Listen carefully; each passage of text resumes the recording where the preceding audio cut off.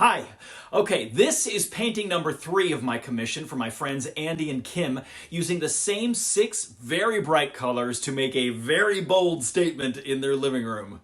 All right, here it is, the third piece. 24 by 24 inch canvas. Ready to go. I've got cardboard in the back. I've got my pins in there. Ready to put down my pillow paint that I just mixed. And I'm going to do a slightly different technique for this one. Going to do a circle in the middle. As I do with all of my spin and splash technique paintings, I put down a very healthy cushion of pillow paint.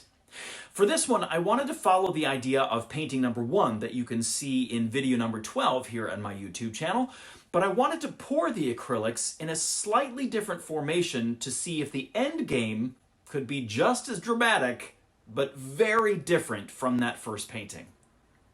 Okay. That might be enough pillow paint for now. You can get the recipe for my lightning cell formula that I'm using in this painting and all of my other paintings recently by watching video number 7. Here's the list of colors I'm pouring on this canvas. Winsor & Newton, Crimson Red. Amsterdam, Primary Yellow. Winsor & Newton, Permanent Magenta. Winsor & Newton, Winsor Blue. Winsor & Newton, Ultramarine Blue, and a drizzle of Amsterdam Deep Gold. Here's where I vary this pour. I decided to load up this canvas with paint, so I made little satellite puddles in the quote-quote corners of the round center puddle, and then I filled in the gaps with the remaining Amsterdam Deep Gold. Here's our Cell Activator. I'm going to put that right in the middle. Because again, this is a very large canvas. And I want to make sure that I have a lot of cells in this painting. That's a lot of Cell Activator. You'll notice that I'm really making sure I puff out all of the acrylics so they mix with one another and the Cell Activator. Sometimes if you don't bother to blow through all of your colors, you can get blocks of unmixed acrylics in your spun out painting that have a hard time ghosting with the other colors and may not end up interacting with your Cell Activator at all. All right, got some cool cells developing. I need to put some pillow paint around the outside, just to make sure acrylic paint doesn't touch the canvas, as it did right there, just a little bit, but it will be fine. And now, as the Cell Activator does its thing, I'm going to add some pillow paint around the painting, give it a little bit more time to develop any cells that are thinking about popping up that haven't made their appearance yet. I think that's pretty good for the pillow paint. Some really cool cells are developing. Cool little rainbow action right here. All right, let's give it a spin and see how our colors mix and see what we got. First spin, here we go. That was a good spin. I think I'm gonna get pretty good coverage on that spin. You can see the paint start to come off. Wow. That red and yellow section right there in the corner is really, that's really cool. I'm gonna let that slow down on its own a little bit. All right, I'm gonna go in, here we go. Wow. Wow, so many cool cells. Lots of cool ghosting, all of this rainbowy action here and the blue ghosting. I don't have a lot of negative space. There's one little patch right here and then some on this side as well. Wow, this magenta really stayed magenta-y, which was kind of unexpected, but the cool cells that it created, my goodness, this is awesome. This is really awesome. It's an extraordinary mix of paint in the formula that creates such interesting things when you spin it out, or when you swipe it, or when you puff and tilt. It's just extraordinary. I love it.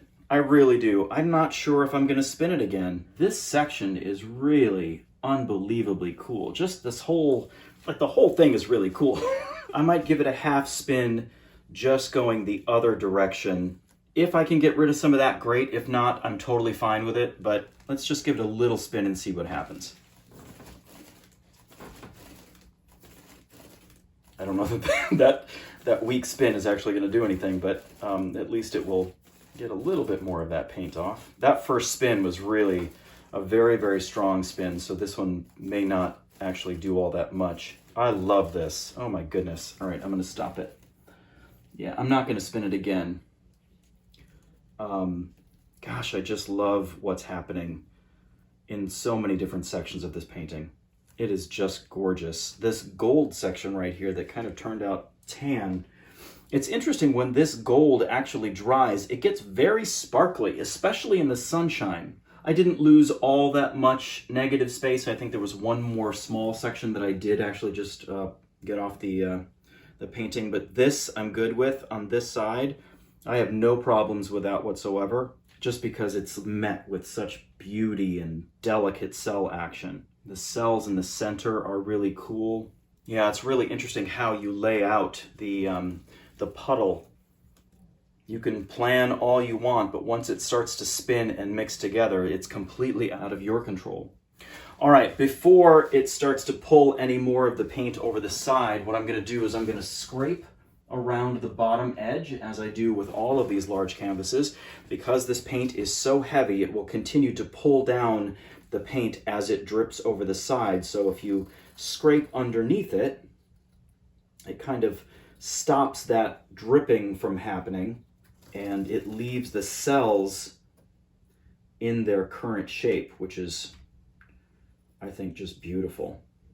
After I finished scraping the back side of the canvas and patting myself on the back, I let this canvas dry, put 3 coats of resin on it, and this is what I ended up with. Of all of the paintings I have done over the past 2 years of learning how to make these and finding the technique that speaks to me the most, I think that this one is my absolute favorite. Then again, I'm going to make one more 24 by 24 inch canvas, so Andy and Kim have a choice of 3 paintings out of the 4 that I will have made for their commission. And who knows, maybe that one will be my new favorite. I'm pretty fickle. This has been an unbelievably educational experience for me, and I've got one more painting to go. If you'd like to see close-ups of this outstanding beauty, take a look at my Instagram account and make sure you subscribe and hit the notification bell. Thanks for watching. I'll see you in the 4th and final video of this commission series.